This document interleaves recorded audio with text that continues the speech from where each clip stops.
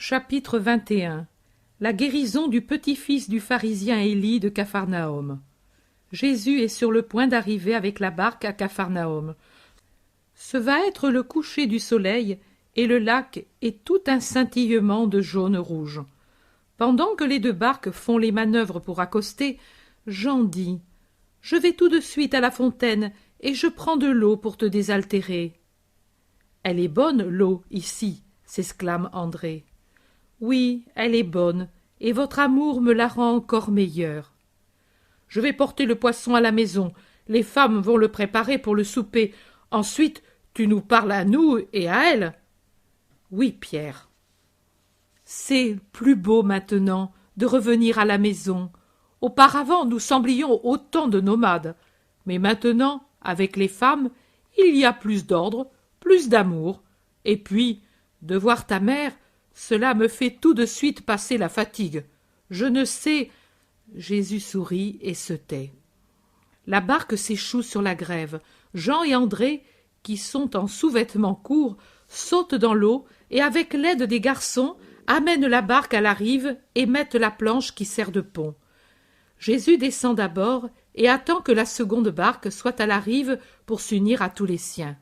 Puis, appalant, ils vont vers la fontaine, une fontaine naturelle, une source qui coule un peu en dehors du pays et dont l'eau retombe dans un bassin de pierre, fraîche, abondante, argentée. Elle vous invite à boire cette eau, tant elle est limpide. Jean, qui est parti devant avec l'amphore, revient déjà et présente le broc ruisselant à Jésus, qui boit à longs traits. « Comme tu avais soif, mon maître, et moi, comme un sot, je ne m'étais pas procuré de l'eau. »« Cela ne fait rien, Jean. Maintenant tout est passé. » Et il le caresse. Ils sont sur le point de revenir quand il voit arriver avec toute la vitesse dont il est capable Simon-Pierre, qui était allé à la maison porter son poisson. « Maître, maître !» crie-t-il à bout de souffle. « Le pays est en émoi, car l'unique petit-fils du pharisien Élie est en train de mourir à la suite d'une morsure de serpent. Il était allé justement avec le grand-père et contre la volonté de sa mère dans leur oliveraie. Élie surveillait les travaux. L'enfant jouait près des racines d'un vieil olivier. Il a mis la main dans un trou, espérant y trouver un lézard, et il a trouvé un serpent. Le vieillard semble fou. La mère de l'enfant, qui entre parenthèses déteste le beau-père et à juste titre, l'accuse d'assassinat. L'enfant se refroidit d'un moment à l'autre.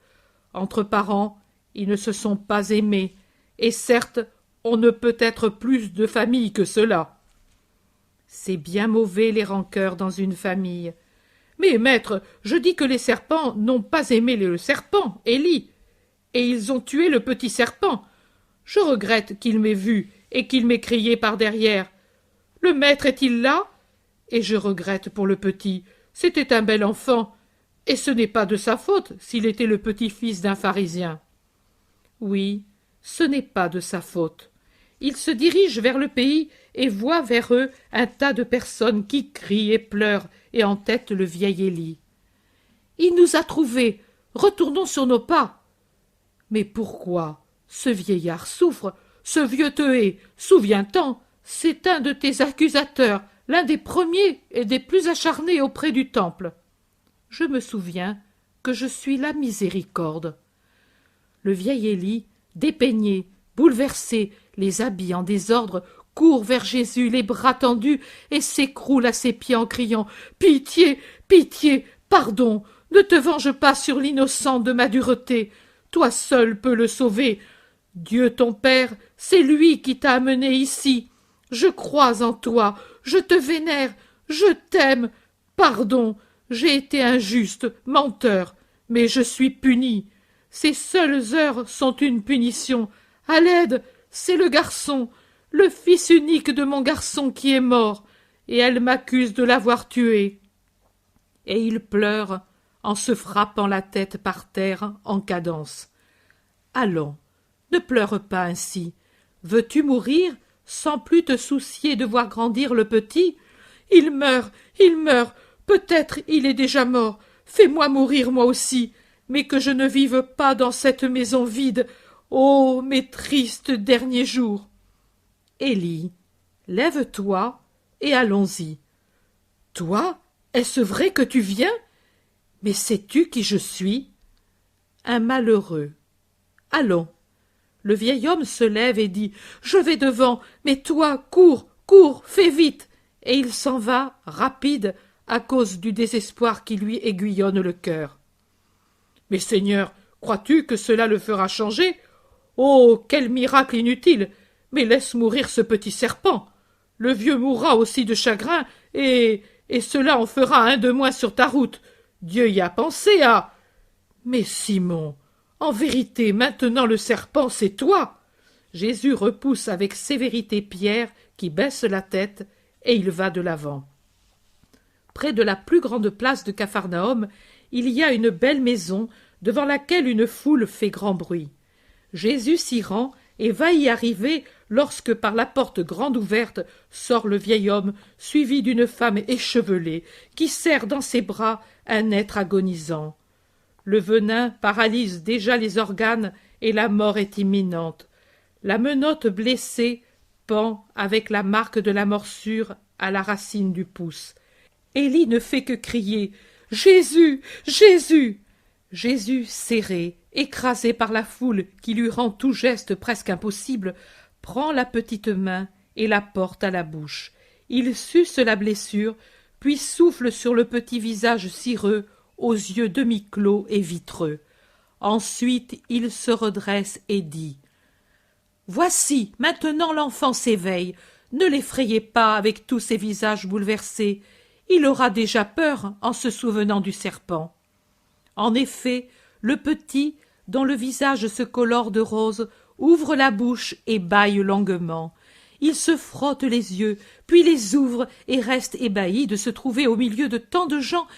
Puis il se souvient, essaye de fuir en faisant un bond si soudain qu'il tomberait si Jésus ne l'eût reçu promptement dans ses bras. « Bon, bon, de quoi as-tu peur? Regarde le beau soleil. Voici le lac, voilà ta maison, et ici la maman et le grand-père. Et le serpent? Disparu. C'est moi qui suis là. Toi, oui. » L'enfant réfléchit, puis de sa voix naïve et innocente, il dit « Le grand-père me disait de te dire « maudit », mais moi je ne le dis pas. Je t'aime bien, moi. » Moi, j'ai dit cela? L'enfant délire. Ne le crois pas, maître, je t'ai toujours respecté. La peur qu'il surmonte fait déjà ressurgir sa vieille nature. Les paroles ont et n'ont pas de valeur, je les prends pour ce qu'elles valent. Adieu, petit, adieu, femme, adieu, Élie. Aimez-vous bien, et aimez-moi si vous pouvez. Jésus tourne le dos et va vers la maison où il habite. « Pourquoi, maître, n'as-tu pas fait un miracle éclatant? Tu aurais dû commander au venin de quitter l'enfant. Tu devais te montrer Dieu. Au lieu de cela, tu as sucé le venin comme l'aurait fait le premier venu. » Judas de Kériote est peu satisfait.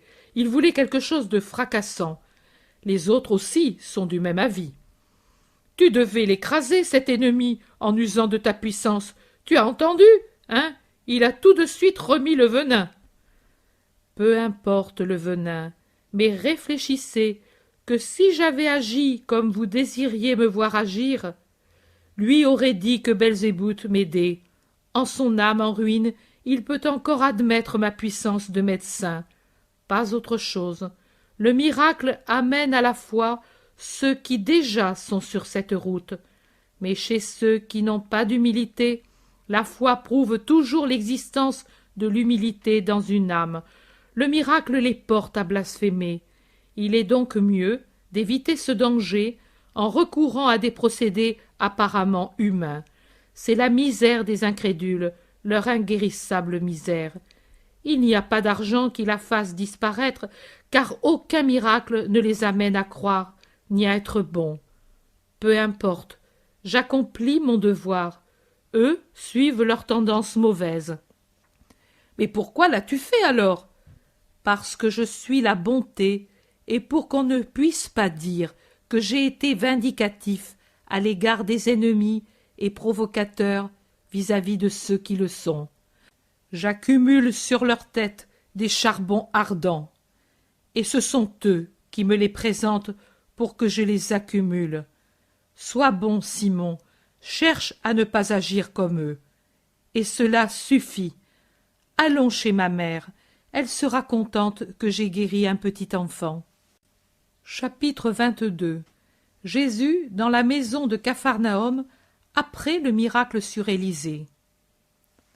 Par un jardin dont tous les carrés commencent à fleurir, Jésus entre dans une cuisine très vaste où les deux Maries les plus âgées, Marie de Cléophas et Marie Salomé, préparent le souper. Paix à vous. Ô Jésus, Maître! Les deux femmes se retournent et le saluent, l'une avec en ses mains un poisson qu'elle est en train d'éventrer, l'autre tenant encore le chaudron plein de légumes qu'elle fait bouillir et qu'elle avait retiré de son crochet pour voir où en était la cuisson. Leur bon visage un peu fané, rougi par la flamme et le travail, sourit de joie et semble devenir plus jeunes et plus beaux dans leur bonheur. Dans un moment, c'est prêt, Jésus. Tu es fatigué?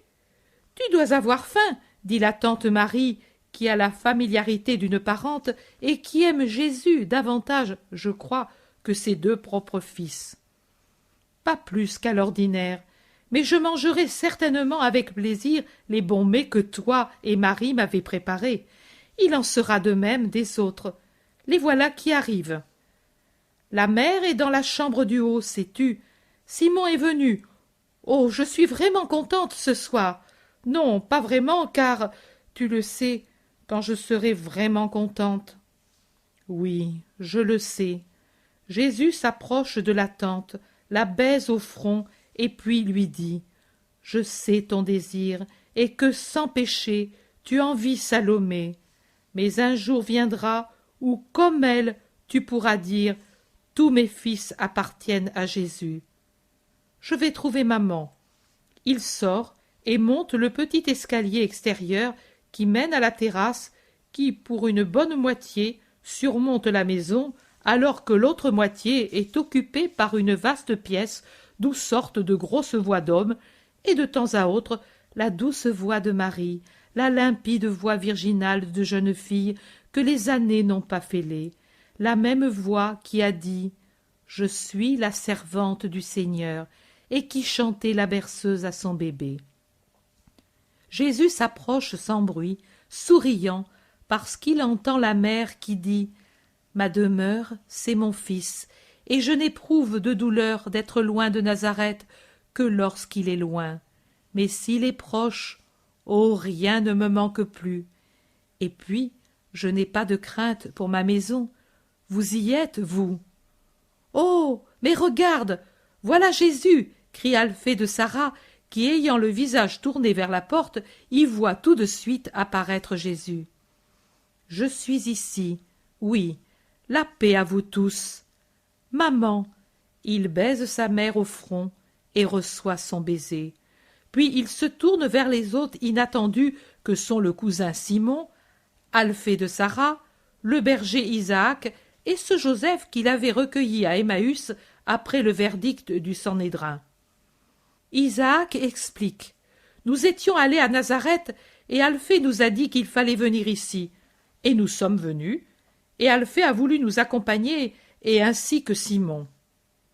Alphée dit « Cela me semblait trop beau de venir. » Simon termine. « Et moi aussi je voulais te saluer, rester un peu avec toi et avec Marie. » « Et moi je suis très content d'être avec vous.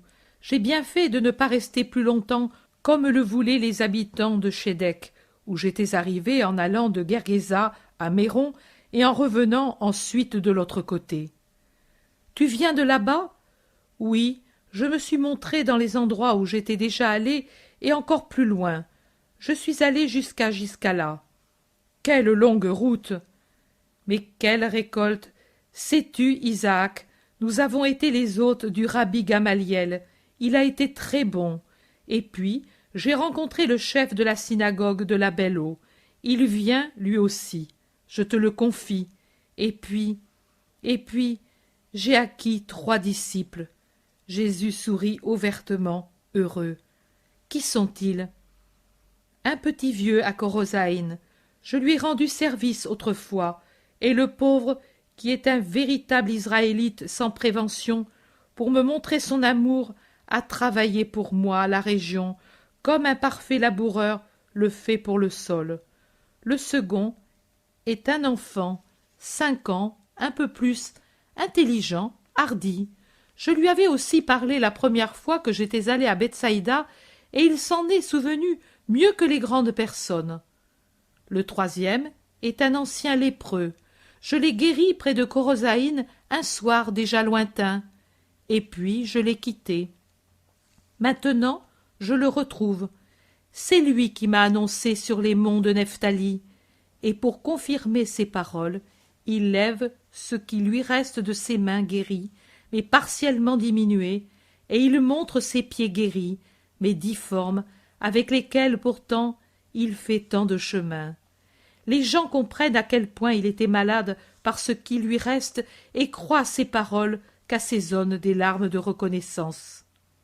Il m'a été facile de parler là, car il y avait eu quelqu'un qui déjà m'avait fait connaître et avait amené les autres à croire en moi. Et j'ai pu faire de nombreux miracles. Il peut tant, celui qui croit réellement. Alphée, sans parler, acquiesce de la tête. Simon, lui, baisse la tête sous le reproche sous-entendu. Et Isaac jubile ouvertement de la joie du maître qui va raconter le miracle opéré peu de temps auparavant sur le petit d'Élie. Mais le souper est prêt, et les femmes, avec Marie, dressent la table dans la pièce et apportent les plats. Ensuite, elles se retirent en bas. Il ne reste que les hommes, et Jésus offre, bénit et distribue les parts. Mais on a mangé seulement quelques bouchées lorsque Suzanne monte et dit « Élie est venu avec des serviteurs et beaucoup de cadeaux, mais il voudrait te parler. » « Je viens tout de suite, ou plutôt fais-le monter. » Suzanne va et revient peu après avec le vieil Élie et 2 serviteurs qui portent un grand panier. Par derrière, les femmes, sauf la très sainte Marie, observent avec curiosité. « Dieu soit avec toi, mon bienfaiteur, » dit le pharisien en le saluant. « Et avec toi, Élie, entre, que veux-tu? Le petit-fils est encore malade? » « Oh, il va très bien, il saute dans le jardin comme un chevreau. Mais avant, j'étais tellement bouleversé, tellement confus, que j'ai manqué à mes devoirs. Je veux te montrer ma reconnaissance, et je te prie de ne pas refuser les petits cadeaux que je t'offre. Un peu de nourriture pour toi et les tiens. Ce sont des produits de ma propriété. Et puis, je voudrais t'avoir demain à ma table pour te dire encore merci, et te faire honneur en compagnie d'amis. Ne refuse pas, maître, je pourrais croire que tu ne m'aimes pas, et que si tu as guéri Élisée, c'est seulement par amour pour lui, et non pour moi. Je te remercie, mais les cadeaux n'étaient pas nécessaires. Tous les grands et les savants les acceptent, c'est l'usage. Moi aussi, mais il y a surtout un cadeau que j'accepte très volontiers, que je cherche même. Et dis-le, si je peux, je te le donnerai. Votre cœur, votre pensée, donnez-le-moi pour votre bien. Mais je te le consacre, Jésus béni.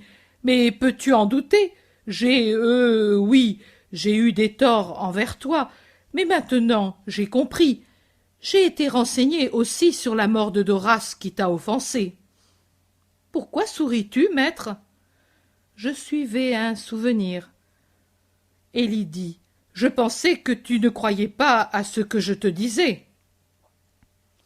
Oh non, je sais que la mort de Doras t'a ému plus encore que le miracle de ce soir, mais ne crains pas Dieu si réellement tu as compris et si réellement tu veux désormais être pour moi un ami. Je vois que tu es réellement prophète. Moi, c'est vrai, je craignais davantage. Je venais davantage vers toi par peur d'un châtiment comme celui de Doras. Et ce soir, j'ai dit, voilà, le châtiment est arrivé et encore plus atroce parce qu'il n'a pas frappé le vieux chêne dans sa propre vie, mais dans ses affections, dans sa joie de vivre, foudroyant le petit chêne en qui je me complaisais. Ce qui m'a mené, c'était cela plus encore que mon malheur. J'avais compris que cela aurait été juste comme pour Doras. Tu avais compris que cela aurait été juste, mais tu ne croyais pas encore en celui qui est bon. Tu as raison, mais maintenant ce n'est plus la même chose, j'ai compris. Alors, tu viens chez moi demain? Élie, j'avais décidé de partir à l'aurore, mais pour que tu ne puisses pas penser que je te méprise, je renvoie d'un jour mon départ. Demain, je serai chez toi. Oh, tu es vraiment bon, je m'en souviendrai toujours. Adieu, Élie. Merci pour tout. Ces fruits sont très beaux, et ces fromages doivent être très crémeux. Le vin est certainement très bon, mais tu pouvais tout donner aux pauvres en mon nom. Il y en a pour eux aussi, si tu veux, au fond. C'était une offrande pour toi. Alors, nous ferons la distribution ensemble, demain, avant ou après le repas. Passe une nuit tranquille, Élie. Et toi aussi, adieu. Et il s'en va avec ses serviteurs. Pierre a retiré avec toute une mimique ce que contenait le panier pour le rendre au serviteur. Il met la bourse sur la table devant Jésus et comme s'il terminait une conversation intérieure, il dit « Et ce sera la première fois que ce vieux hibou fait l'aumône. » C'est vrai, confirme Matthieu, j'étais avare, mais lui me surpassait, il a doublé son avoir avec son usure. Isaac dit « Eh bien, s'il se repent, c'est une belle chose, n'est-ce pas ?» Certes, c'est une belle chose, et il semble bien qu'il en soit ainsi. Philippe et Barthélemy approuvent. Le vieil Élie converti? Ha ha! Pierre rit de bon cœur. Le cousin Simon, qui est resté pensif, dit Jésus, je voudrais te suivre, non comme eux, mais au moins comme les femmes. Permets-moi de m'unir à ma mère et à la tienne. Tous viennent. Moi, parent, je ne prétends pas avoir une place parmi eux, mais au moins ainsi, comme un bon ami. Marie d'Alphée crie « Dieu te bénisse, mon fils, comme j'attendais de toi cette parole. » Viens, je ne repousse personne, et je ne force personne, je n'exige pas non plus tout de tous, je prends ce que vous pouvez me donner. Pour les femmes, il est bien qu'elles ne soient pas toujours seules quand nous irons dans des régions qui leur sont inconnues. Merci, frère. Je vais le dire à Marie, dit la mère de Simon, et elle ajoute, elle est en bas, dans sa petite chambre, et elle prie, elle en sera très heureuse. La nuit tombe rapidement. On allume une lanterne pour descendre par l'escalier déjà obscur au crépuscule. Les uns vont à droite, les autres à gauche pour prendre leur repos. Jésus sort. Il va sur la rive du lac. Le pays est parfaitement tranquille, les rues désertes, et ainsi que la rive dépeuplait le lac en cette nuit sans lune. Il n'y a que les étoiles dans le ciel et le bruit du ressac sur la grève. Jésus entre dans la barque tirée au sec et s'y assoit.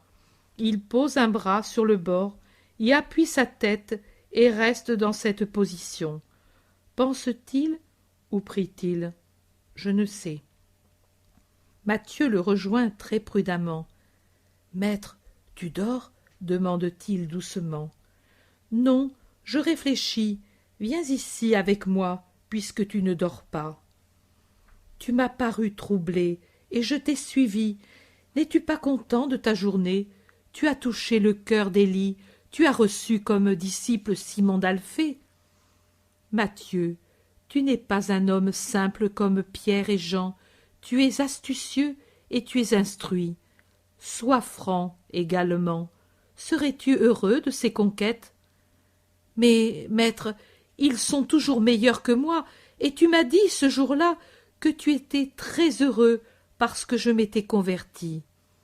Oui, mais tu étais réellement converti, et tu étais franc dans ton évolution vers le bien.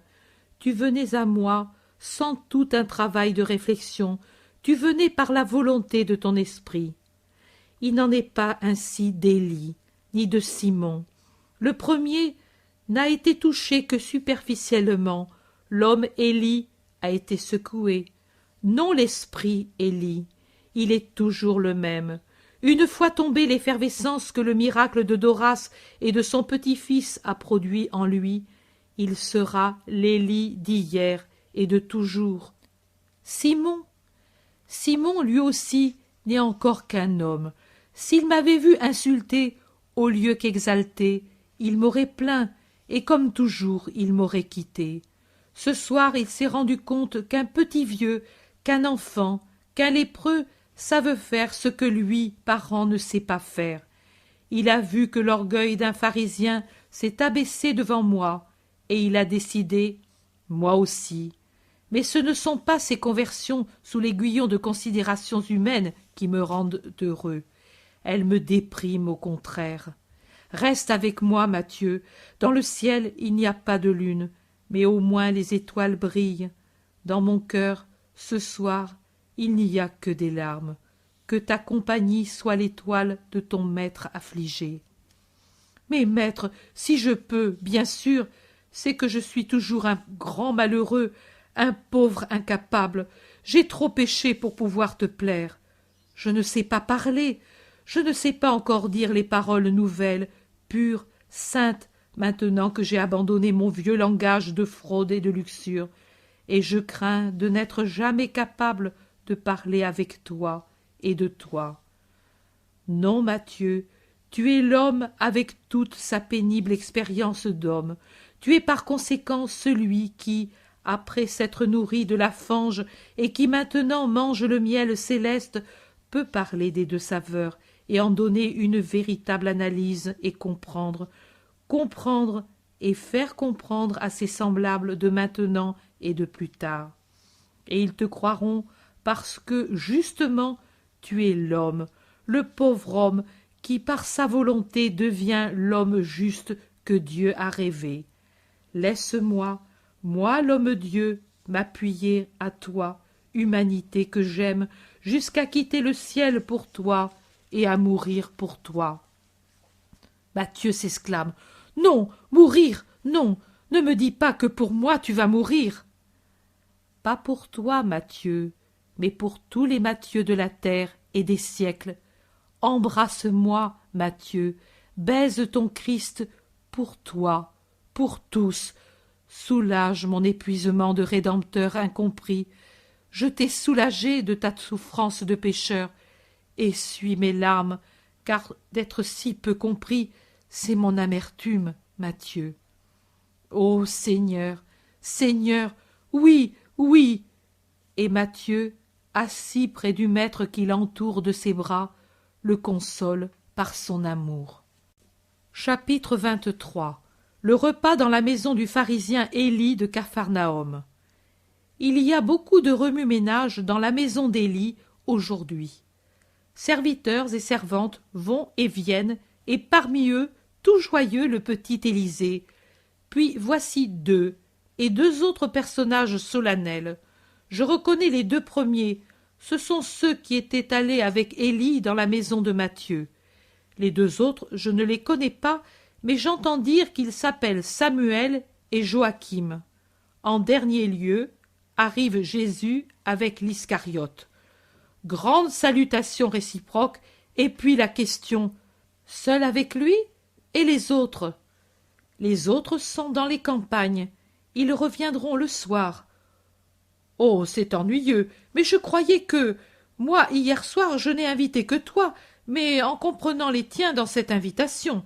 Maintenant, je crains qu'il ne se soit senti offensé, ou bien qu'il dédaigne de venir chez moi pour de vieux mécontentements. Hé hé. Le vieil homme rit.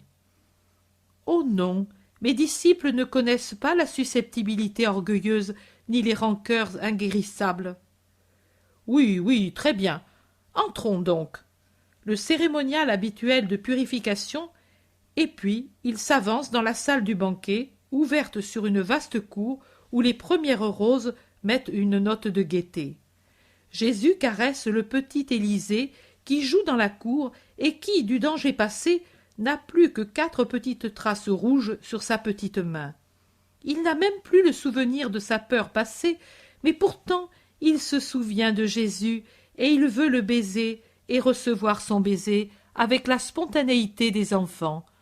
Entrelaçant les bras autour du cou de Jésus, il lui parle parmi ses cheveux et lui confie que quand il sera grand, il ira avec lui. « Me veux-tu » ?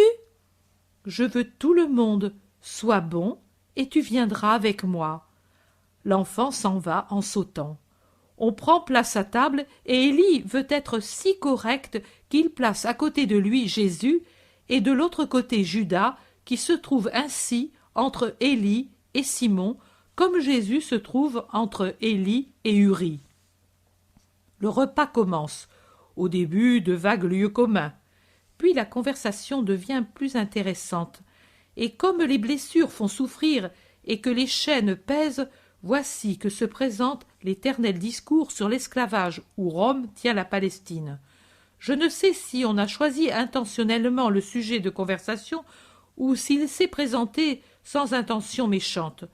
Je sais que les 5 pharisiens se lamentent des nouvelles vexations romaines comme d'un sacrilège et qu'ils veulent intéresser Jésus à leur discussion.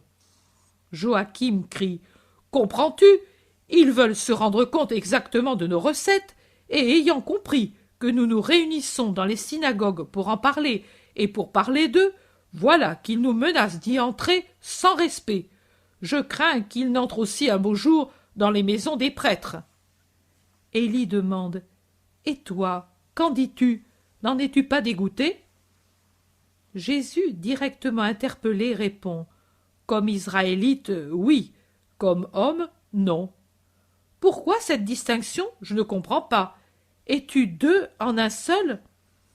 Non, mais en moi, il y a la chair et le sang, l'animal en somme, et il y a l'esprit.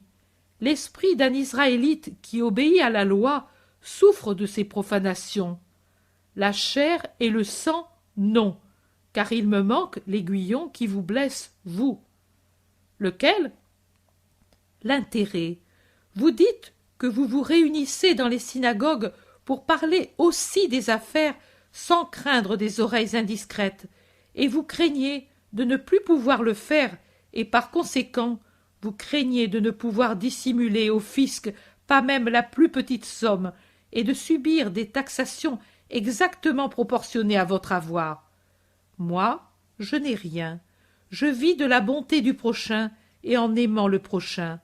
Je n'ai pas d'or, je n'ai pas de champ, pas de vigne, pas de maison, si on excepte la maisonnette maternelle à Nazareth, si petite et si pauvre que le fisc la néglige.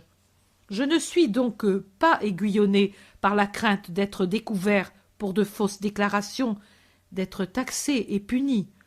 Tout ce que j'ai, c'est la parole que Dieu m'a donnée et que moi aussi je donne. Mais c'est une chose tellement élevée que l'homme ne peut en rien la taxer.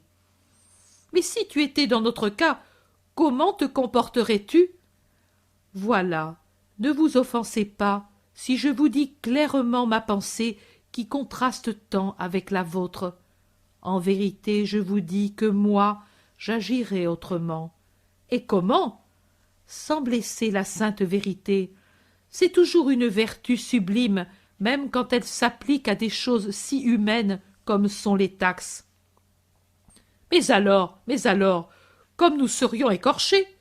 Mais tu ne réfléchis pas que nous possédons beaucoup et que nous devrions donner beaucoup. Vous l'avez dit, Dieu vous a donné beaucoup. Vous devez en proportion donner beaucoup. Pourquoi agir malhonnêtement comme il arrive malheureusement, de façon que ce soit le pauvre qui ait à supporter des taxes sans rapport avec ses ressources ? Entre nous, nous le savons, que de taxes il existe en Israël, des taxes qui viennent de nous et qui sont injustes.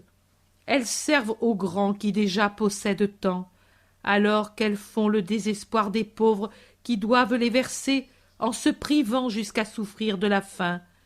Ce n'est pas cela que nous conseille la charité à l'égard du prochain. Nous devrions avoir le souci, nous Israélites, de prendre sur nos épaules les charges qui accablent le pauvre.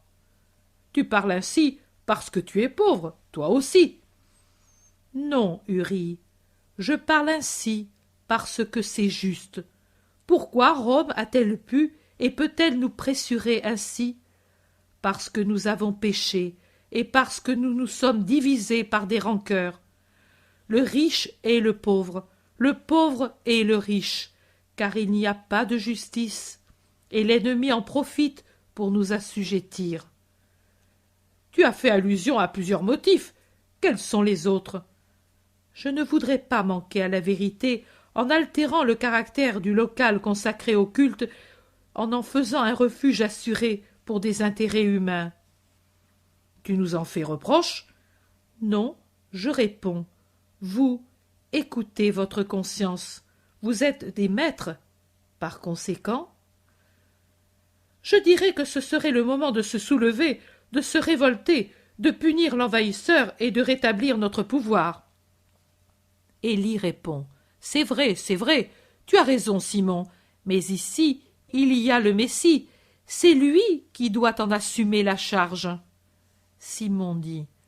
Mais pardonne-moi, Jésus, le Messie pour l'instant n'est que bonté, il donne des conseils pour tout, mais ne pousse pas à la révolte. Nous agirons et... Simon, écoute, rappelle-toi du livre des rois.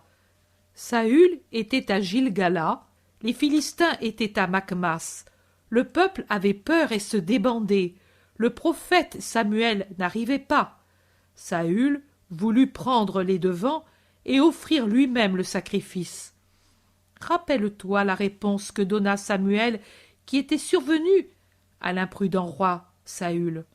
Tu as agi sottement, et tu n'as pas observé les ordres que le Seigneur t'avait donnés. Si tu n'avais pas fait cela, le Seigneur aurait déjà établi pour toujours ta royauté sur Israël. Mais au lieu de cela, ta royauté ne subsistera jamais plus.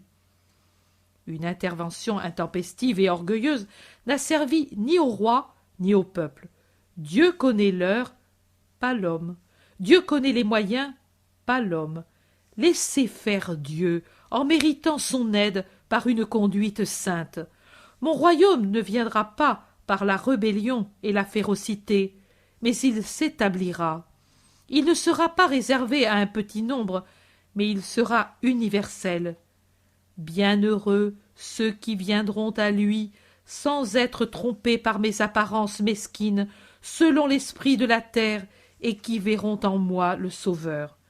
N'ayez pas peur, je serai roi, le roi venu d'Israël, le roi qui étendra son règne sur toute l'humanité.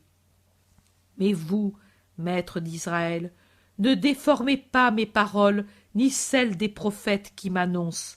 Nul royaume humain, pour puissant qu'il soit, n'est universel et éternel. Les prophètes disent que tel sera le mien. Que cela vous éclaire sur la réalité et le caractère spirituel de ma royauté. Je vous quitte. J'ai une prière pourtant à adresser à Élie. Voici ta bourse. Dans un abri de Simon de Jonas se trouvent des pauvres venus de partout. Viens avec moi pour leur donner l'obole de l'amour. La paix à vous tous. Mais reste encore, demandent avec insistance les pharisiens. Je ne puis. Il y a des gens qui souffrent dans leur chair et dans leur cœur et qui attendent d'être consolés. Demain, j'irai au loin. Je veux que tous me voient partir sans regret. Maître, moi, je suis vieux et fatigué. Vas-y, toi, en mon nom. Tu as avec toi Judas de Simon, et nous le connaissons bien. Fais-le par toi-même. Dieu soit avec toi. Jésus sort avec Judas, qui, à peine sur la place, dit « Vieille vipère, qu'aura-t-il voulu dire ?»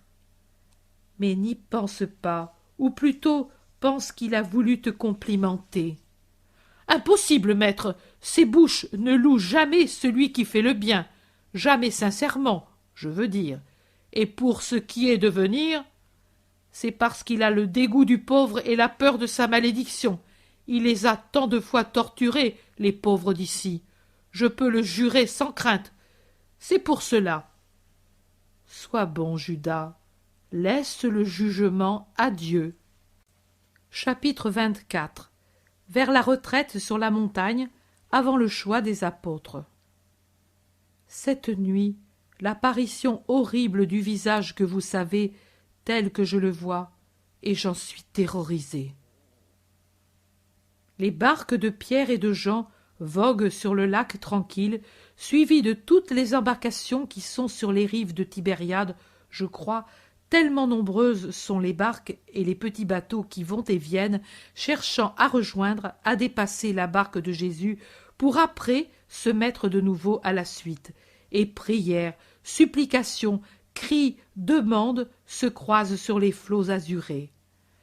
Jésus a dans sa barque Marie et la mère de Jacques et de Jude, alors que dans l'autre barque, avec son fils Jean, se trouve Marie de Salomé avec Suzanne. Jésus promet, répond, bénit inlassablement. « Je reviendrai, oui, je vous le promets. Soyez bons. Rappelez-vous mes paroles pour les unir à celles que je vous dirai plus tard.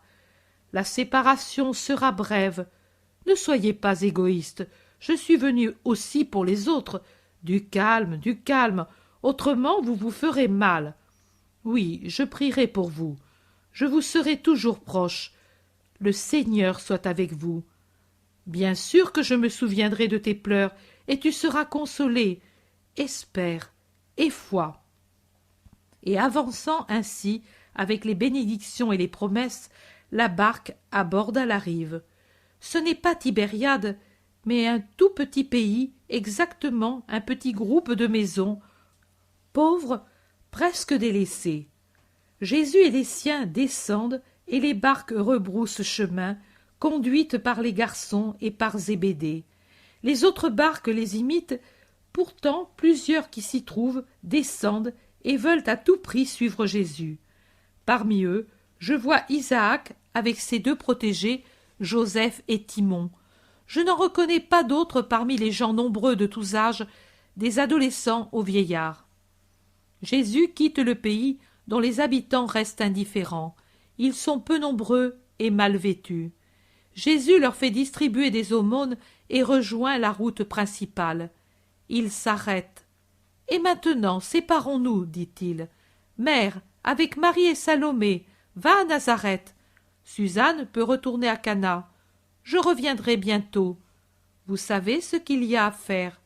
Dieu soit avec vous. » Mais pour sa mère, il a un salut spécial, tout souriant, et lorsque Marie s'agenouille en donnant l'exemple aux autres pour recevoir la bénédiction, Jésus sourit avec une douceur extrême.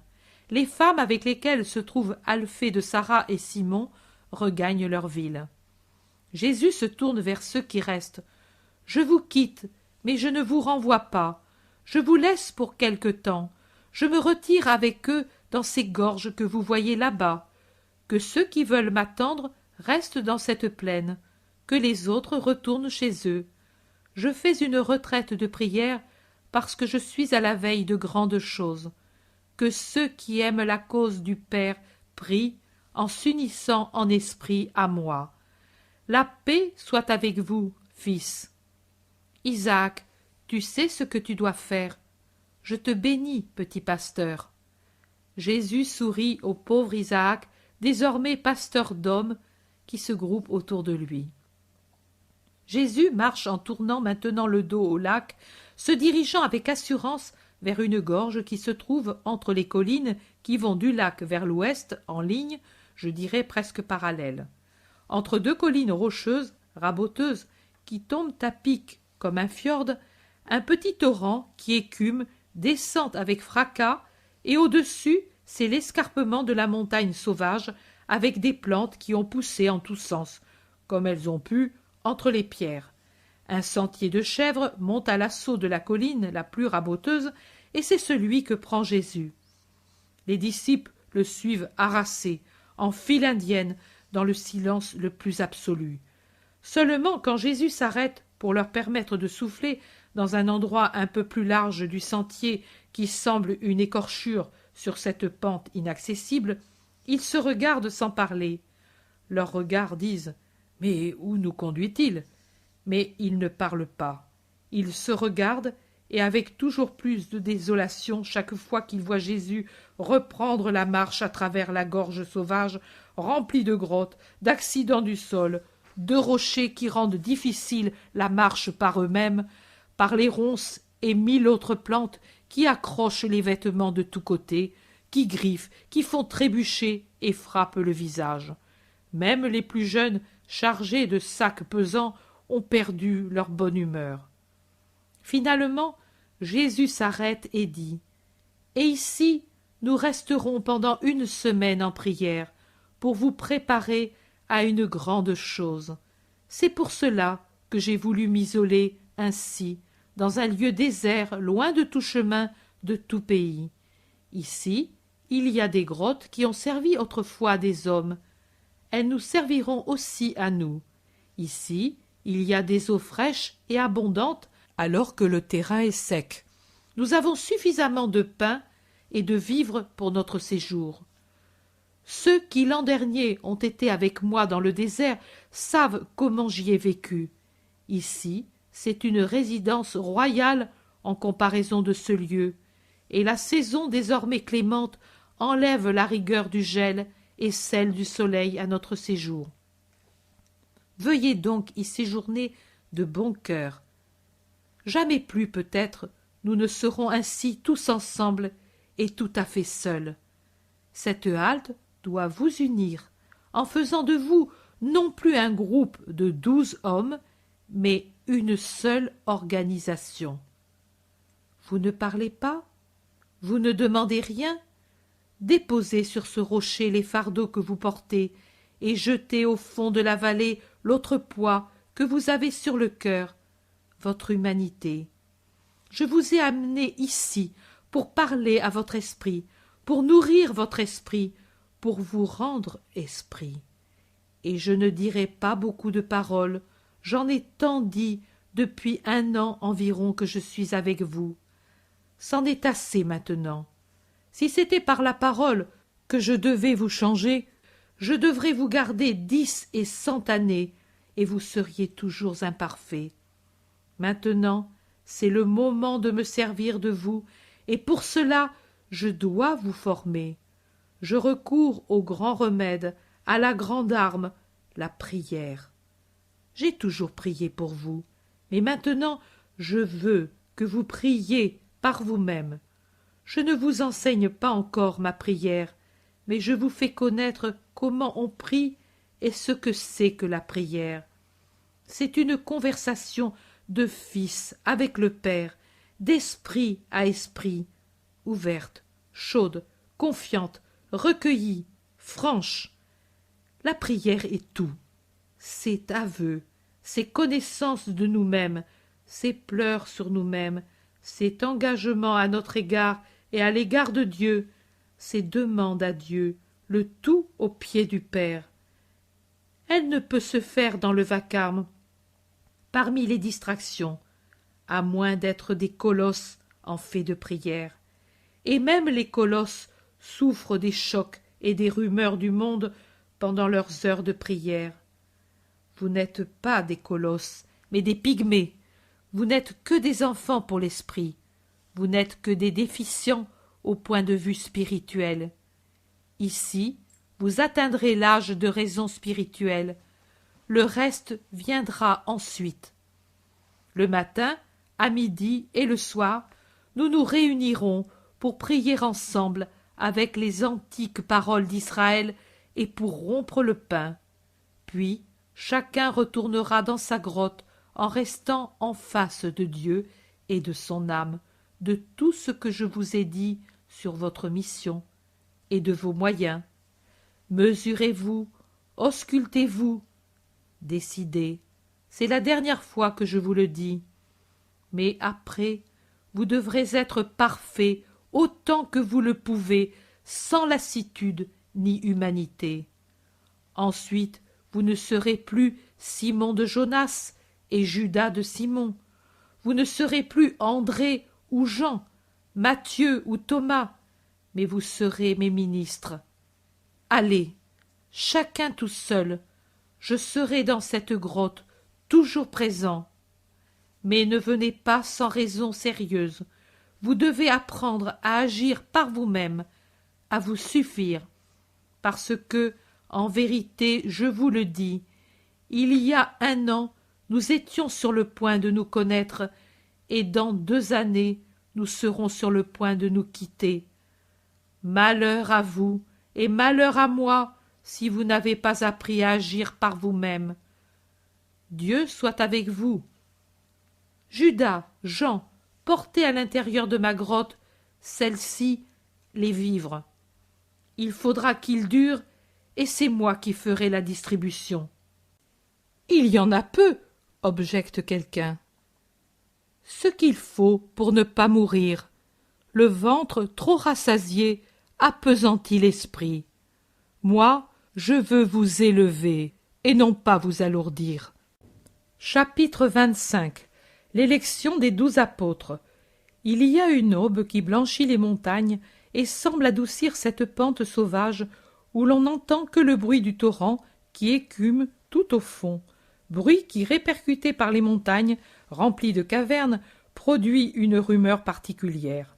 Là, à l'endroit où on fait halte les disciples, il n'y a que quelques timides bruissements dans les frondaisons et les plantes, des premiers oiseaux qui se réveillent, des derniers animaux nocturnes qui regagnent leur tanière.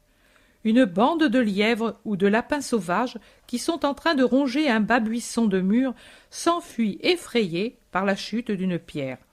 Puis ils reviennent timidement, levant les oreilles pour entendre le moindre bruit, et voyant que tout est tranquille, reviennent à leur buisson. La rosée humecte tous les feuillages, toutes les pierres, et le bois exhale une forte odeur de mousse, de menthe et de marjolaine. Un rouge-gorge descend jusqu'au bord d'une caverne dont une pierre qui fait saillie sert de toit, et, remuant la tête bien droit sur ses pattes soyeuses, tout prêt à s'enfuir, il regarde à l'intérieur, regarde par terre, murmure ses « sip, sip » interrogateurs, et gourmand des miettes de pain qui sont par terre, mais il ne se décide à descendre que lorsqu'il se voit devancé par un gros merle qui avance en sautant de biais, amusant avec son air de gamin et son profil de vieux notaire, auquel il ne manque que les lunettes pour être au complet. Alors le rouge-gorge descend aussi et se met derrière le hardi monsieur qui de temps à autre enfonce son bec jaune dans la terre humide en quête de archéologie comestible, et puis s'en va après un siop ou un bref sifflement tout à fait polisson. Le rouge-gorge se gave de miettes et reste stupéfait quand il voit que le merle, entré tranquillement dans la caverne silencieuse, en sort avec une croûte de fromage qu'il bat et rebat sur une pierre pour la mettre en morceaux et s'en faire un copieux repas.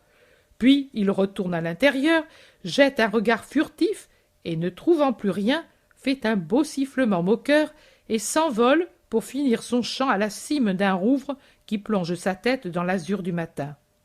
Le rouge-gorge s'envole aussi à cause d'un bruit qu'il entend venir de l'intérieur de la caverne, et il reste sur une petite branche qui pend dans le vide. Jésus s'avance sur le seuil et émiette du pain en appelant tout doucement les oiseaux par un sifflement modulé qui imite bien le cri de plusieurs petits oiseaux. Puis il s'écarte et s'en va plus haut, s'arrêtant contre une paroi rocheuse pour ne pas effrayer ses amis qui descendent vivement, d'abord le rouge-gorge et puis d'autres de différentes espèces. J'aime à penser, parce que j'en ai l'expérience, que les animaux, même les plus méfiants, s'approchent de ceux en qui, par instinct, ils sentent non des ennemis, mais des protecteurs. L'immobilité de Jésus ou son regard font qu'après peu de temps, les oiseaux sautent à quelques centimètres de Jésus. Le rouge-gorge, maintenant rassasié, vole au-dessus du rocher auquel s'appuie Jésus, s'agrippe à un petit brin de clématite et se balance au-dessus de la tête de Jésus avec le désir de descendre sur sa tête blonde ou sur son épaule. Le repas est fini. Le soleil dore la cime des montagnes et puis les plus hautes branches des bosquets, pendant que la vallée est encore tout entière plongée dans la pâle lumière de l'aube. Les oiseaux s'envolent, satisfaits et rassasiés, vers le soleil, et chantent à plein gosier.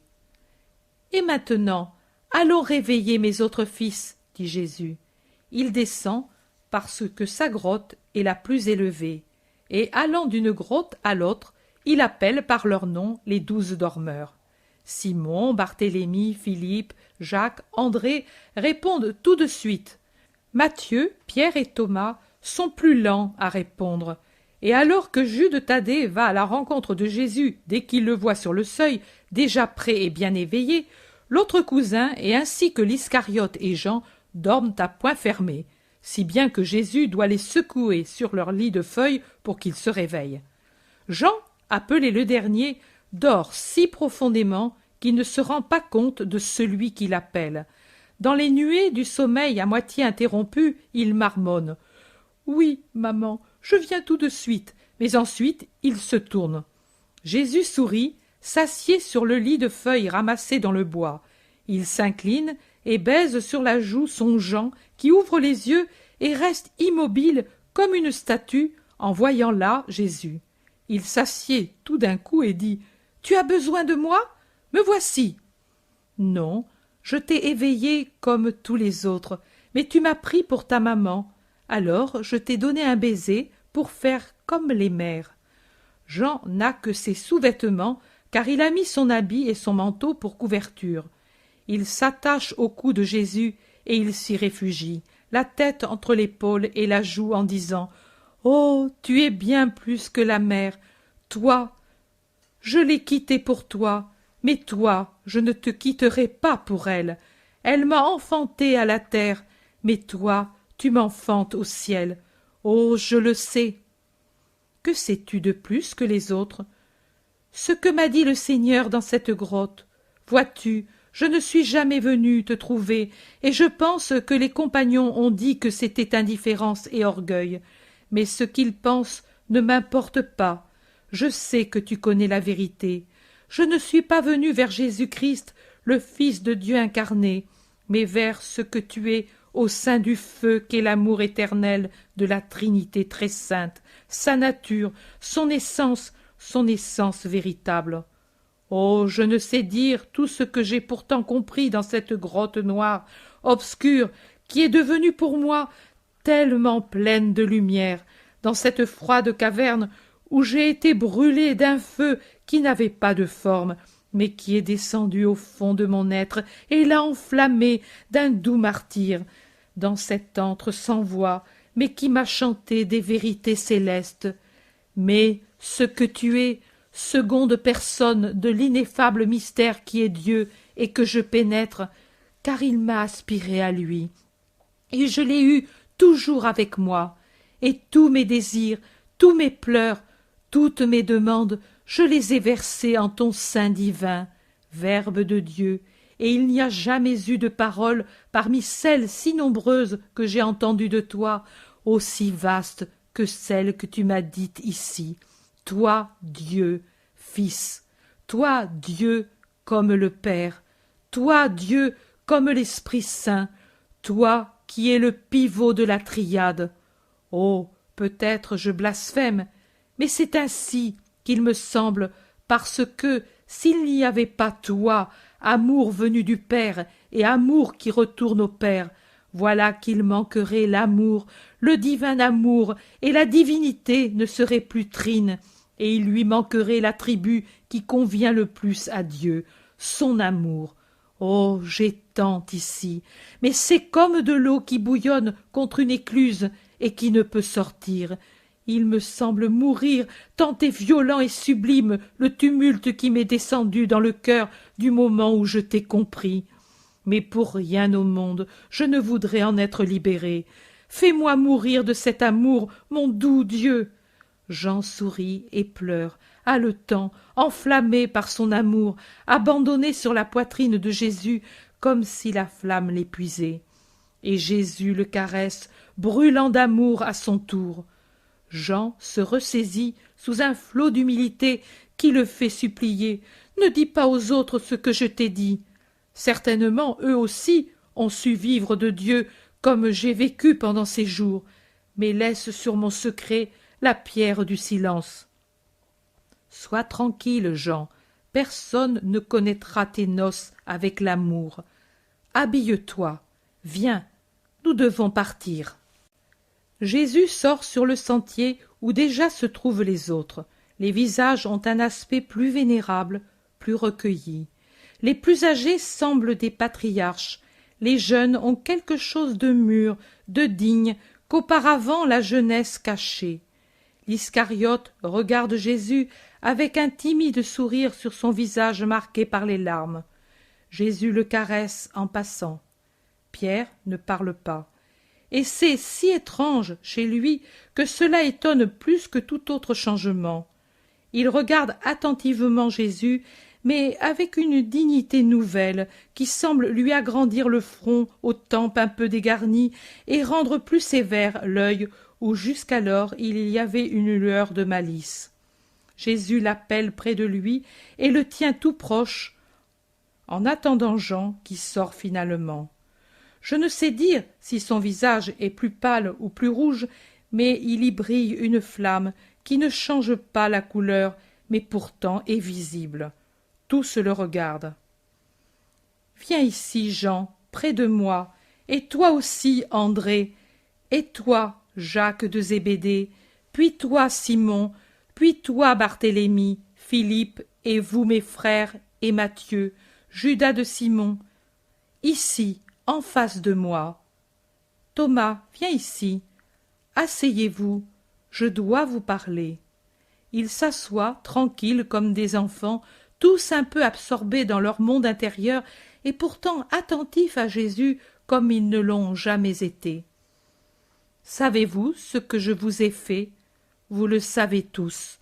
Votre âme l'a dit à votre raison, mais l'âme, qui ces jours a été reine, a enseigné à la raison deux grandes vertus, l'humilité et le silence, fils de l'humilité et de la prudence, qui sont les filles de la charité. Il y a seulement 8 jours, vous seriez venus proclamer, comme de braves enfants qui veulent étonner et dépasser le rival, vos prouesses, vos nouvelles connaissances. Maintenant, vous vous taisez. D'enfants, vous êtes devenus des adolescents. Maintenant, vous savez qu'avec cette proclamation, vous pourriez mortifier le compagnon qui peut-être a moins reçu de Dieu, et vous vous taisez. Vous êtes en outre comme des jeunes filles qui ne sont plus impubères. Il est né en vous une sainte pudeur sur les métamorphoses que vous a révélées le mystère nuptial des âmes avec Dieu.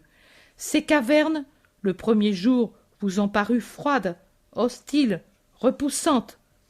Maintenant, vous les regardez comme des chambres nuptiales, parfumées et lumineuses. En elles, vous avez connu Dieu. Auparavant, vous saviez quelque chose de lui, mais vous ne le connaissiez pas dans l'intimité qui de deux fait un seul. Parmi vous, il y a des hommes depuis longtemps mariés, d'autres qui ont eu avec les femmes des rapports trompeurs, quelques-uns qui, pour des causes diverses, sont chastes, mais ceux qui sont chastes savent maintenant ce qu'est l'amour parfait, comme le savent ceux qui sont mariés. Et même, je peux dire que personne, comme celui qui ignore le désir de la chair, ne sait ce qu'est l'amour parfait.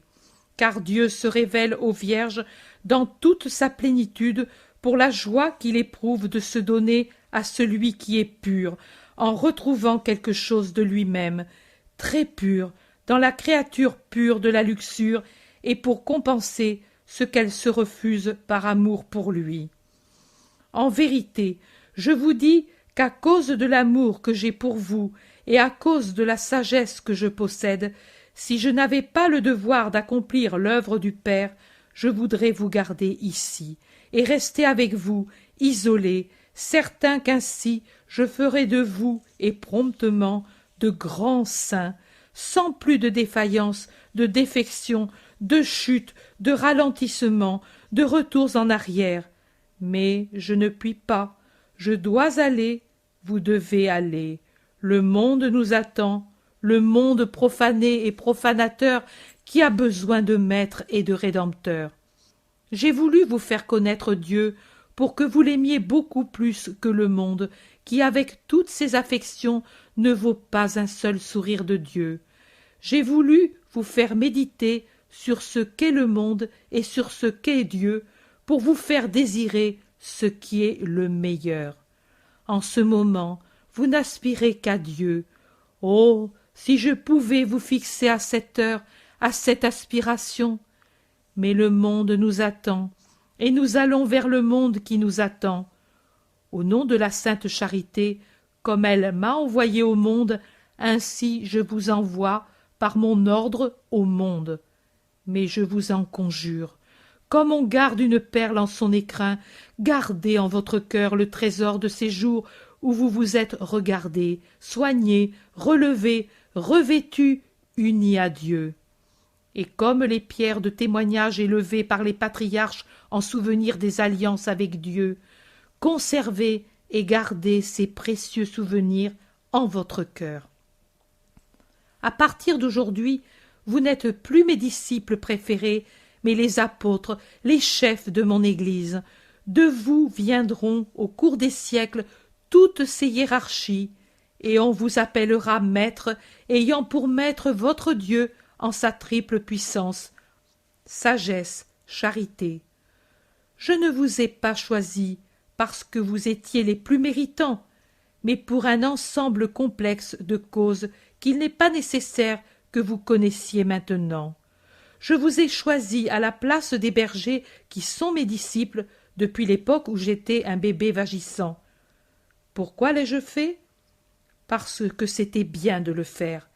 Parmi vous, il y a des Galiléens et des Juifs, des savants et des ignorants, des riches et des pauvres, tout cela au point de vue du monde, afin qu'on ne dise pas que j'ai préféré une seule catégorie.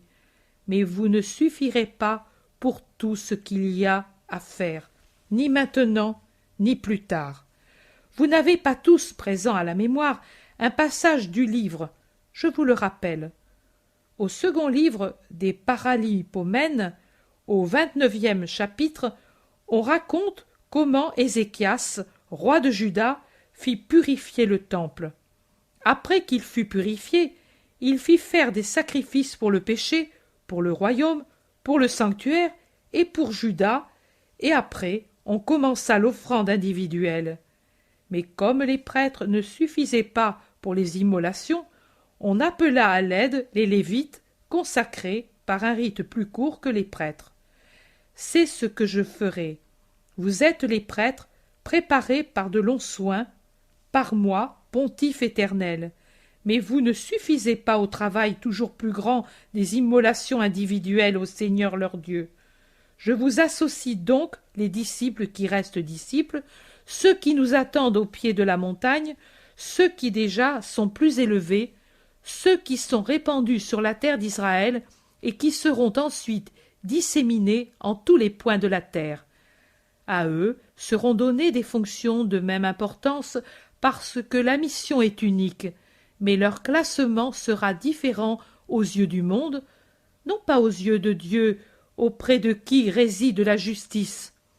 Ainsi, le disciple obscur, ignoré des apôtres et de ses confrères, qui vivra saintement en conduisant à Dieu les âmes, sera plus grand que l'apôtre renommé qui n'a d'apôtre que le nom et qui rabaisse sa dignité d'apôtre en poursuivant des buts humains. Les devoirs des apôtres et des disciples seront toujours ceux des prêtres et des lévites d'Ézéchias: pratiquer le culte, abattre les idolâtries, purifier les cœurs et les lieux, prêcher le Seigneur et sa parole. Il n'est pas sur la terre de fonction plus sainte, ni de dignité plus élevée que la vôtre.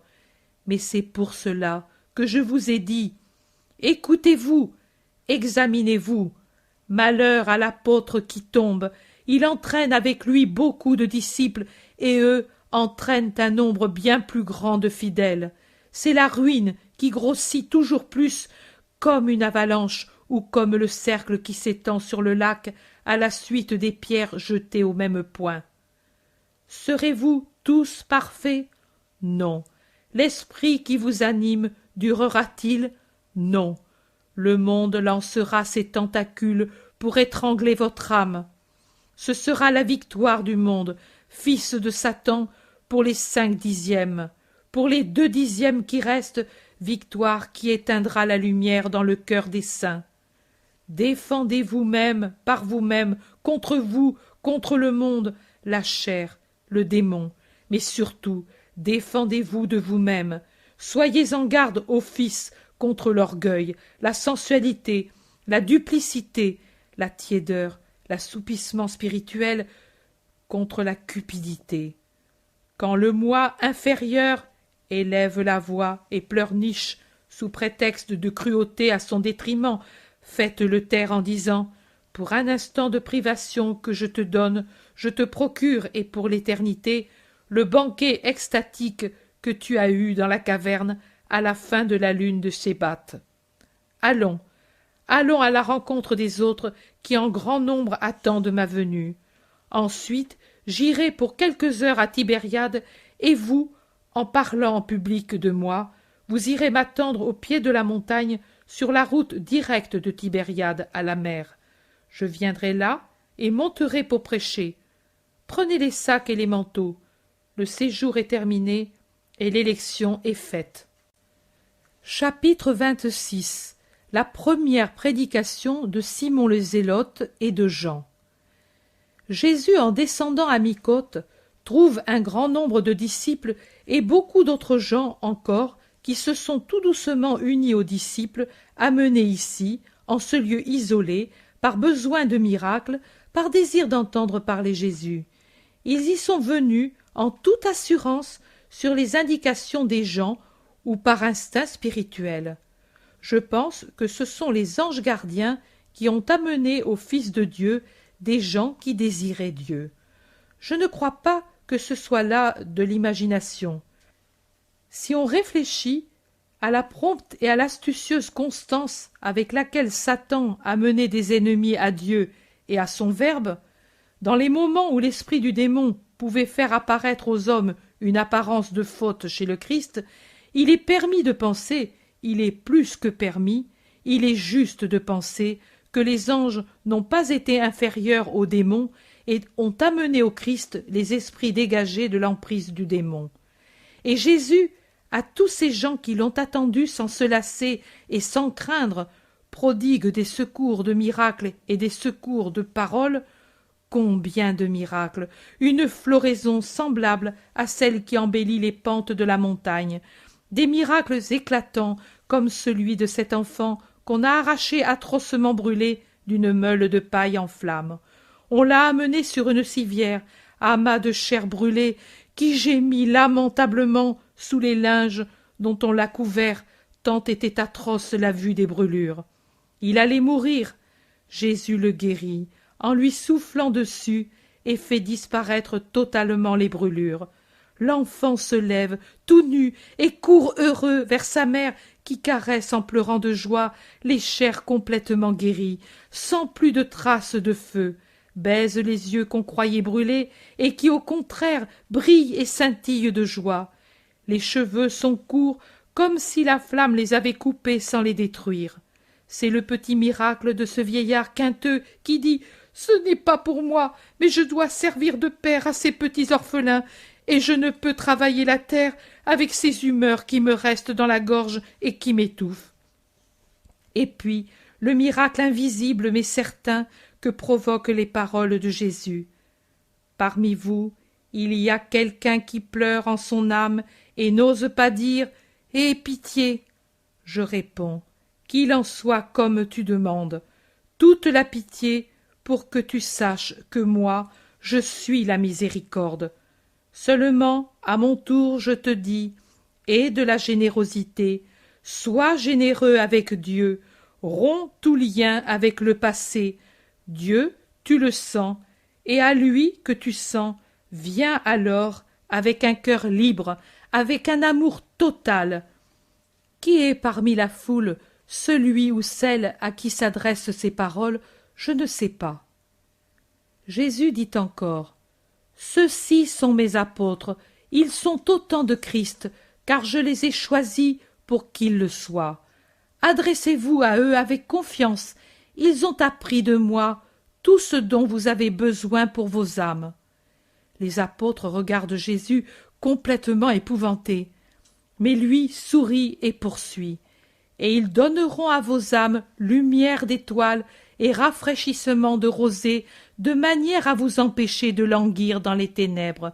Et puis, je viendrai, et je vous donnerai plénitude de soleil et de flots, toute la sagesse pour vous rendre forts et heureux, d'une force et d'une joie surnaturelle. Paix à vous, fils, je suis attendu par d'autres, plus malheureux et plus pauvres que vous. Mais je ne vous laisse pas seul, je vous laisse mes apôtres. Et c'est comme si je laissais les fils de mon amour à la garde des plus affectueuses et des plus sûres des nourritures. » Jésus fait un geste d'adieu et de bénédiction et s'éloigne en fendant la foule qui ne veut pas le laisser partir. Et c'est alors que se produit le dernier miracle, celui d'une petite vieille à demi paralysée, amenée par son petit-fils, et qui agite joyeusement son bras droit auparavant inerte, et qui crie « Il m'a effleuré avec son manteau en passant, et je suis guérie. Je ne lui demandais même pas, parce que je suis vieille, mais lui a eu pitié de mon désir secret. Avec son manteau, avec un pan de celui-ci, il m'a effleuré le bras malade, il m'a guéri. Oh, quel grand fils a eu notre saint David! Gloire à son Messie! Mais regardez, ma jambe aussi est libre comme le bras. Oh, je suis comme à 20 ans. » L'affluence d'un grand nombre de personnes vers la petite vieille qui de tout son souffle crie son bonheur fait que Jésus peut se dégager sans en être empêché. Et les apôtres le suivent. Quand ils sont dans un endroit désert, presque dans la plaine au milieu d'une bruyère épaisse qui va vers le lac, ils s'arrêtent un moment pour Jésus. C'est afin de dire « Je vous bénis, retournez à votre travail et faites-le jusqu'à ce que je revienne, comme je l'ai dit. » Pierre, jusqu'alors toujours muet, éclate « Mais mon Seigneur, qu'as-tu fait? Pourquoi dire que nous avons tout ce dont les âmes ont besoin? C'est vrai, tu nous as beaucoup donné, mais nous sommes têtus, moi du moins, et de ce que tu m'as donné, il m'est resté peu de choses, il m'est resté bien peu. C'est comme quelqu'un qui, après un repas, aurait encore dans l'estomac ce qui est le plus lourd, le reste n'y étant plus. » Jésus sourit franchement. « Et alors? Où est le reste de la nourriture? Mais je ne sais pas. Je sais que si je mange des plats délicats après 1 heure, je ne me sens plus rien dans l'estomac. Mais si je mange de lourdes racines ou des lentilles à l'huile, on voudrait les faire descendre. » On voudrait. Mais crois bien que les racines et les lentilles qui semblent te remplir le plus l'estomac sont les aliments qui te laissent le moins de substance. C'est du remplissage qui passe sans grand profit. Les petits plats, au contraire, qu'au bout d'1 heure tu ne sens plus, sont non plus dans l'estomac, mais dans le sang. Quand un aliment est digéré, il n'est plus dans l'estomac, mais ses sucres sont dans le sang, et c'est le plus utile. Maintenant, il vous semble, à toi et à tes compagnons, que rien ou bien peu de ce que je vous ai dit soit resté en vous.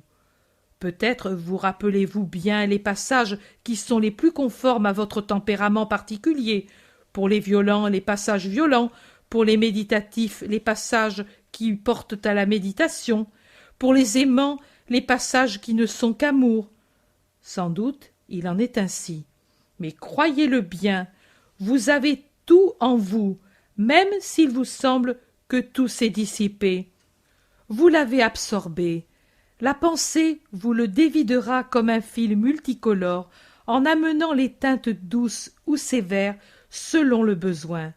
N'ayez pas peur, pensez seulement que moi je sais, et que jamais je ne vous enverrai si je vous savais incapable de le faire. Adieu, Pierre. Allons, souris, et foi, un bel acte de foi dans la sagesse omniprésente. Adieu à tous. Le Seigneur reste avec vous. et ils les quittent rapidement, encore étonnés et agités par tout ce qu'ils ont entendu dire qu'il leur fallait faire. Thomas dit « Et pourtant, il faut obéir. »« Eh, c'est vrai, ô pauvre de moi, j'ai presque envie de lui courir après, » murmure Pierre. « Non, ne le fais pas, lui obéir, c'est l'aimer, » dit Jacques d'Alphée. Le zélote conseille, et commencer, alors que lui est encore proche et peut nous conseiller si nous nous trompons, c'est élémentaire et même une sainte prudence. Nous devons l'aider. Barthélemy confirme. C'est vrai, Jésus est plutôt fatigué. Il faut le soulager un peu, comme nous pouvons. Il ne suffit pas de porter les sacs, de préparer les lits et la nourriture. Cela, n'importe qui peut le faire, mais l'aider comme lui le veut dans sa mission. Jacques de Zébédée gémit. « Tu parles bien, parce que tu es savant, mais moi, je suis presque ignorant. » « Ô Dieu, voilà qu'arrivent ceux qui étaient là-haut. Comment allons-nous faire ?» s'exclame André. Et Matthieu. « Excusez si moi le plus misérable, je vous donne un conseil, mais ne serait-il pas mieux de prier le Seigneur au lieu de rester ici à nous lamenter sur ce qui ne peut se résoudre avec des lamentations? Allons, Jude, toi qui connais si bien l'Écriture, dis au nom de tous la prière de Salomon pour obtenir la sagesse.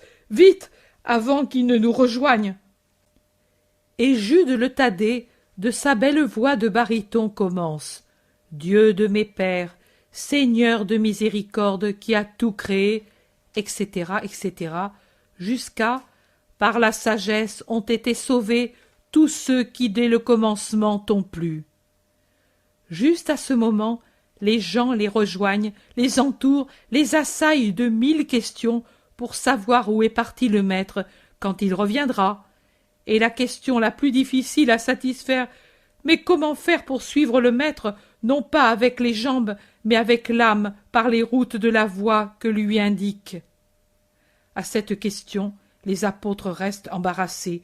Ils se regardent entre eux, et l'Iscariote répond « En suivant la perfection », comme si c'était une réponse qui puisse tout expliquer.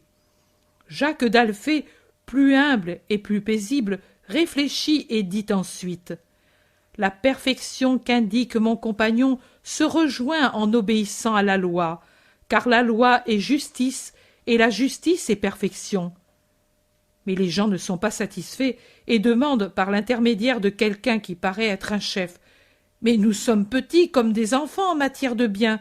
Les enfants ne savent pas encore la signification du bien et du mal. Ils ne les distinguent pas. Et nous, sur cette voie que lui nous indique, nous sommes 9 au point d'être incapables de distinguer. Nous avions un chemin connu, la vieille route qui nous avait été enseignée dans les écoles, tellement difficile, longue, et qui nous inspirait la peur. Maintenant, d'après ces paroles, nous voyons qu'il en est comme de l'aqueduc que nous apercevons d'ici. Au-dessous, c'est le chemin des animaux et de l'homme. Au-dessus, sur les arcades légères, s'élancent dans le soleil et l'azur, près des branches les plus hautes qui bruissent et chantent dans le vent avec la voix des oiseaux, une autre route, lisse, propre, lumineuse, autant que la route inférieure est raboteuse, sale, obscure, une route pour l'eau limpide et qui résonne, qui est une bénédiction par l'eau qui vient de Dieu et que caresse ce qui vient de Dieu. Rayons du soleil et des étoiles, frondaisons nouvelles, fleurs, ailes des hirondelles. Nous voudrions monter vers cette route plus haute et qui est la sienne et que nous ne connaissons pas parce que nous sommes écrasés ici, en bas, sous le poids de toute la vieille construction. Comment faire? Celui qui a parlé est un homme jeune, d'environ 25 ans, brun, robuste, au regard intelligent et dont l'aspect est moins plébéien que la majorité des gens présents. Il s'appuie sur un autre plus mûr.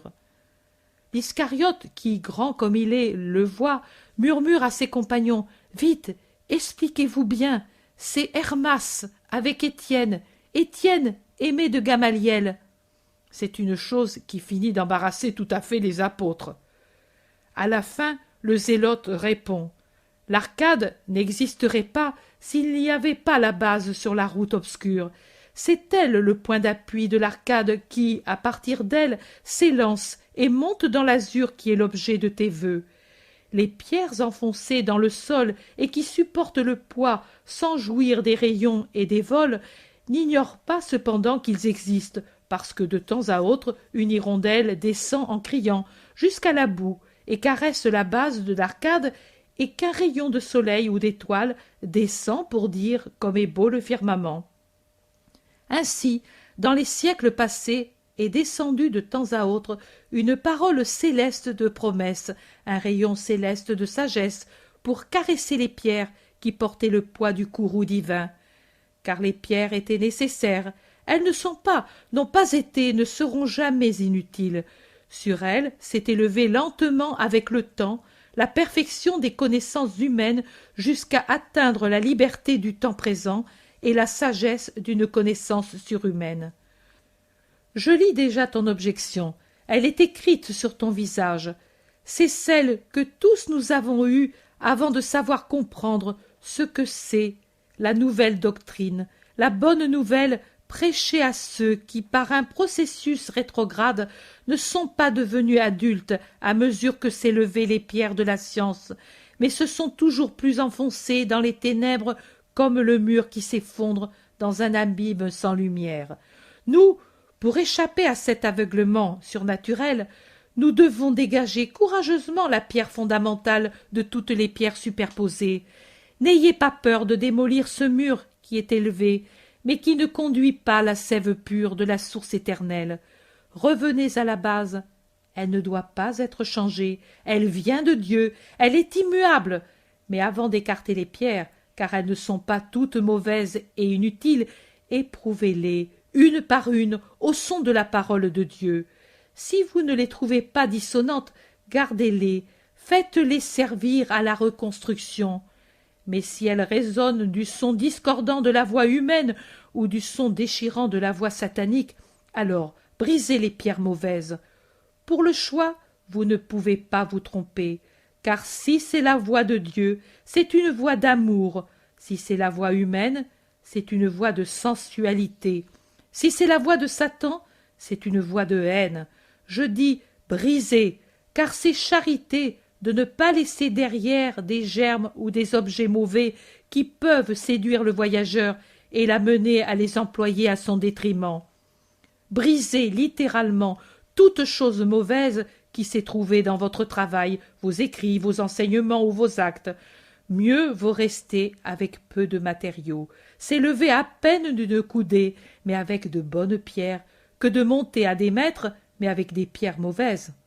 Les rayons du soleil et les hirondelles descendent même sur les murs qui sortent tout juste du sol, et les humbles fleurettes du talus arrivent facilement à caresser les pierres basses. Alors que les pierres orgueilleuses qui prétendent s'élever inutiles et raboteuses n'ont pour elles que les gifles des ronces et les embrassades des plantes vénéneuses. Démolissez pour reconstruire et pour vous élever en éprouvant la qualité de vos vieilles pierres au son de la voix de Dieu. Tu parles bien, homme, mais monter, comment? Nous t'avons dit que nous sommes moins que de petits enfants. Qui nous fera gravir la colonne raide? Nous éprouverons les pierres au son de Dieu, nous briserons les moins bonnes. Mais comment monter? On a le vertige rien qu'à y penser, dit Étienne. Jean, qui a écouté la tête inclinée, se souriant à lui-même, lève un visage lumineux et prend la parole. Frère, cela donne le vertige, c'est vrai, mais qui dit qu'il est nécessaire de faire directement l'ascension? Cela, non seulement les petits enfants, mais les adultes eux-mêmes ne sauraient le faire. Seuls les anges peuvent s'élancer dans l'azur parce qu'ils sont libres de tout poids matériel, et chez les hommes, il n'y a que les héros de la sainteté qui puissent le faire. Nous en avons un exemple vivant qui, dans ce monde dégradé, sait être un héros de sainteté comme les anciens qui ont fleuri en Israël quand les patriarches étaient des amis de Dieu et que la parole du code éternel existait seule, mais obéie par toute créature droite. Jean, le précurseur, enseigne comment on tente directement l'ascension. C'est un homme, Jean, mais la grâce que le feu de Dieu lui a communiquée en le purifiant dès le sein de sa mère, comme furent purifiées par un séraphin les lèvres du prophète, pour qu'il pût précéder le Messie, sans laisser la puanteur de la faute d'origine sur le chemin royal du Christ, a donné à Jean des ailes d'ange, et la pénitence les a fait grandir en supprimant en même temps ce poids d'humanité que sa nature d'être né de la femme lui avait conservé. Voilà pourquoi Jean, de sa grotte où il prêche la pénitence, et par son corps où brûle l'esprit que la grâce a épousé, peut se lancer jusqu'au sommet de l'arcade au-delà duquel est Dieu, le Très-Haut Seigneur, notre Dieu, et, dominant les siècles passés, le jour présent, l'avenir, il peut, avec sa voix de prophète, avec son œil d'aigle, qui peut fixer le soleil éternel et le reconnaître, annoncer: voici l'agneau de Dieu, celui qui enlève les péchés du monde, et mourir après ce chant sublime qui servira non seulement dans ce temps limité, mais dans le temps sans limite, dans la Jérusalem pour toujours éternelle et bienheureuse, pour acclamer la seconde personne, pour lui rappeler les misères humaines, pour lui chanter l'Hosanna dans les splendeurs éternelles. Jean poursuit: mais l'agneau de Dieu, le très doux agneau qui a quitté sa lumineuse demeure des cieux, où il est feu de Dieu dans un embrassement de feu, ô éternelle génération du Père qui conçoit par sa pensée sans limite et parfaitement sainte son Verbe, et l'attire à lui en produisant une fusion d'amour qui crée l'esprit d'amour, où la puissance et la sagesse ont leur centre. Mais l'agneau de Dieu qui a quitté sa forme très pure, incorporelle, pour renfermer sa pureté infinie, sa sainteté, sa nature divine dans une chair mortelle, sait que nous ne sommes pas purifiés par la grâce, que nous ne le sommes pas encore, et il sait que nous ne pourrons pas, comme l'aigle qui est Jean, nous lancer vers les hauteurs, vers le sommet où est Dieu, un étreint. Nous sommes les petits moineaux du toit et de la route, nous sommes les hirondelles qui touchent l'azur mais se nourrissent d'insectes, nous sommes les calandres qui veulent chanter pour imiter les anges, mais par rapport auxquels notre chant est le frémissement discordant des cigales en été. Cela, le doux agneau de Dieu, venu pour enlever les péchés du monde, le sait, car il n'est plus l'esprit infini des cieux, s'étant réduit à une chair mortelle, son infinité n'en est pas pour autant diminuée, et il sait tout, car sa sagesse est toujours infinie. Et voici qu'alors il nous enseigne son chemin, le chemin de l'amour, lui est l'amour, qui, dans sa miséricorde pour nous, s'est fait chair. Voici alors que cet amour miséricordieux crée pour nous le chemin que même les petits peuvent gravir, et lui, non par besoin personnel, mais pour nous l'apprendre, le parcourt le premier. Lui n'aurait même pas besoin d'ouvrir les ailes pour se fondre dans le Père. Son esprit, je vous le jure, est enfermé ici, sur cette misérable terre, mais il est toujours avec le Père, car Dieu peut tout, et lui est Dieu. Mais il nous précède en laissant derrière lui les parfums de sa sainteté, l'or et le feu de son amour. Regardez son chemin. Oh, il arrive bien au sommet de l'arcade, mais comme il est tranquille et sûr. Ce n'est pas une ligne droite, c'est une spirale, un chemin plus long, et son sacrifice d'amour miséricordieux se manifeste dans cette longueur où lui se tient par amour pour nous qui sommes faibles. Le chemin est plus long, mais plus adapté à notre misère.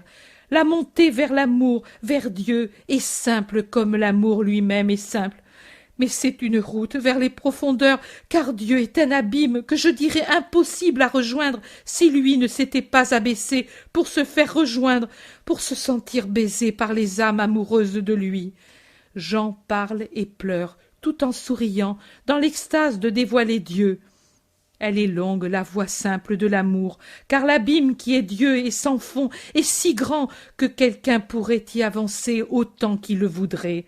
Mais l'abîme admirable appelle notre abîme misérable. Il nous appelle par ses lumières et dit « Venez à moi ». Ô invite de Dieu, invite du Père, écoutez, écoutez, les cieux sont restés ouverts, car le Christ en a ouvert toutes grandes les portes. Il a mis à les tenir ainsi ouvertes les anges de la miséricorde et du pardon, pour qu'en attendant l'effusion de la grâce sur les hommes, il s'en écoulât au moins des lumières, des parfums, des chants capables de séduire saintement les cœurs humains, pour que viennent vers nous les paroles pleines de suavité. C'est la voix de Dieu qui parle, et la voix dit « Votre enfance, mais c'est votre meilleur trésor. » Je voudrais que vous deveniez tout à fait petit pour avoir en vous l'humilité, la sincérité et l'amour des petits enfants, le confiant amour des tout petits envers le Père. Votre impuissance, mais c'est ma gloire. Oh, venez, je ne vous demande même pas que vous éprouviez par vous-même le son des pierres, bonnes ou mauvaises. Mais donnez-les-moi, je ferai le choix, et vous reconstruirez. L'escalade vers la perfection? Oh non, mes petits enfants, ici la main dans la main de mon fils, votre frère, maintenant, et ainsi à ses côtés, montez, montez, venir à toi, éternel amour, prendre ta ressemblance, c'est-à-dire l'amour. Aimer, voici le secret, aimer, se donner, aimer, s'anéantir, aimer, se fondre. La chair, ce n'est rien, la douleur, rien, le temps, rien, le péché lui-même s'annihile si je le fonds dans ton feu, ô Dieu. Il n'y a que l'amour, l'amour, l'amour que nous a donné le Dieu incarné nous pardonnera tout. Et aimer, c'est l'acte que nul ne sait mieux faire que les tout-petits, et personne n'est plus aimé qu'un tout-petit. Ô toi, que je ne connais pas, mais qui veux connaître le bien pour le distinguer du mal, pour posséder l'azur, le soleil céleste, tout ce qui est joie surnaturelle, aime, et tu l'auras. Aime le Christ, tu mourras à la vie d'ici-bas, mais tu ressusciteras en ton esprit, avec un esprit nouveau, sans avoir besoin d'utiliser les pierres, tu seras pour l'éternité un feu immortel. La flamme monte, il n'y a pas besoin d'escalier ni d'ailes pour monter. Libère ton moi de toute construction, mets en toi l'amour. Tu deviendras une flamme. Laisse cela arriver sans aucune restriction. Excite au contraire la flamme en y jetant pour l'alimenter tout ton passé de passion, de flamme, et de ce qui est déjà métal noble se purifiera.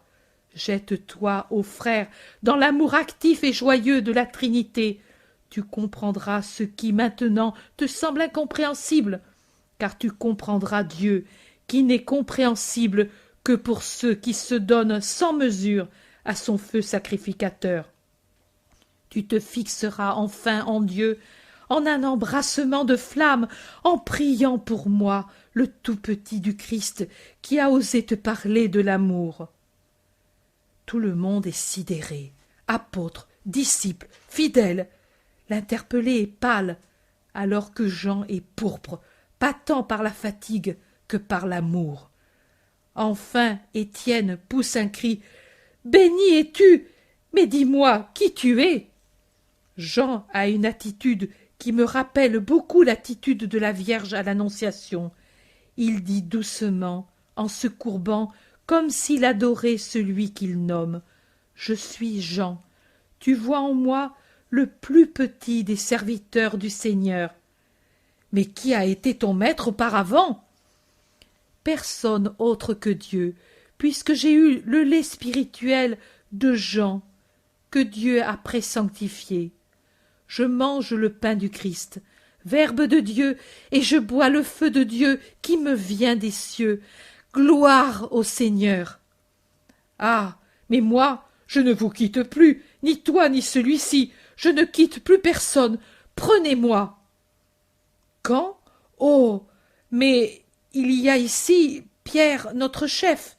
Et Jean montre Pierre qui en est tout étourdi et le proclame ainsi premier. Et Pierre revient à lui. Fils, pour une grande mission, il faut une sérieuse réflexion. Celui-ci est notre ange et il enflamme, mais il faut savoir si la flamme en nous pourra durer. Examine-toi, et puis viens au Seigneur. Nous t'ouvrirons notre cœur comme à un frère très cher. En attendant, si tu veux mieux connaître notre vie, reste. Les troupeaux du Christ peuvent croître démesurément pour permettre un choix entre les parfaits et les imparfaits, entre les vrais agneaux et les faux béliers. Et avec ces paroles se termine la première manifestation des apôtres.